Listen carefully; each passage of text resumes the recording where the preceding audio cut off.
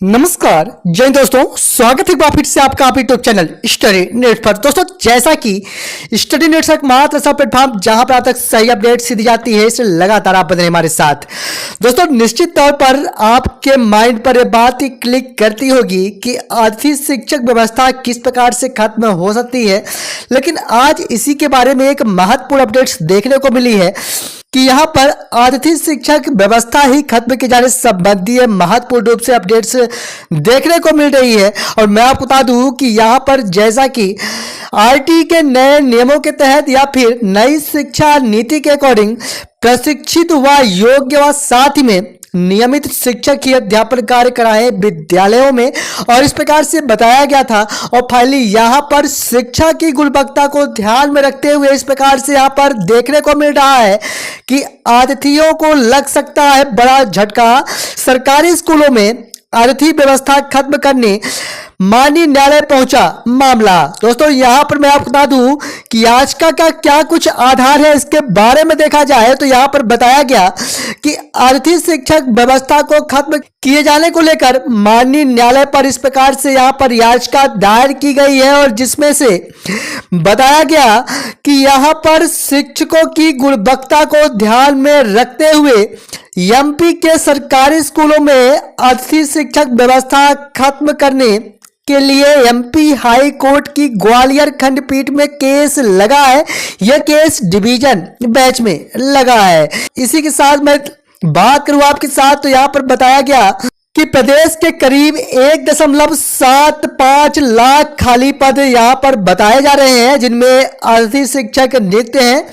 मध्य प्रदेश की स्कूल व्यवस्था नियमित शिक्षक की जगह अतिथियों के भरोसे है, और यही हमारी याचिका का आधार है। कहना यह है कि यहां पर 2 अगस्त को यहां पर केस रजिस्टर्ड किया गया है आर्थिक शिक्षक व्यवस्था खत्म किए जाने संबंधी, जिस पर 7 अगस्त को इस पर सुनवाई की जानी थी, लेकिन अपरिहार्य कारणों से सुनवाई नहीं हो सकी। इसके लिए आगामी डेट फिक्स किया जाएगा, और जैसे इससे संबंधित कोई भी अपडेट्स मिलती है सही अपडेट के साथ ही लेके आते रहेंगे।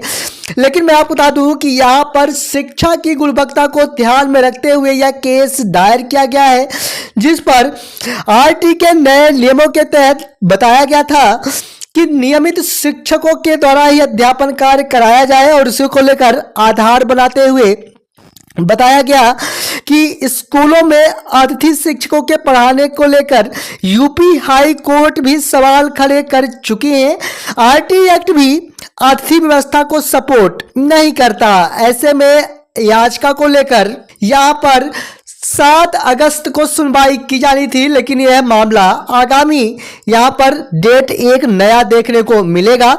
अगर मैं बात करूं कि क्या इसमें से आतिथि शिक्षकों को चिंतित होने की आवश्यकता है, तो मैं आपको बता दूं कि चूंकि यहाँ पर 2 ही स्थितियां बन सकती है, या तो प्रशिक्षित या योग्य शिक्षकों की व्यवस्था, या आर्थिक शिक्षकों के लिए ही कोई कैडर फिक्स करते हुए उन्हें नियमित जैसे यहाँ पर कोई नई व्यवस्था लाई जाए। तो निश्चित ही कह सकते हैं कि यहाँ पर आतिथि शिक्षकों के लिए इस प्रकार के केसेस देखने को मिल रहा है माननीय न्यायालय की ओर से, जिस पर आतिथि शिक्षक व्यवस्था ही खत्म किए जाने को लेकर यहाँ पर याचिका दायर की गई है।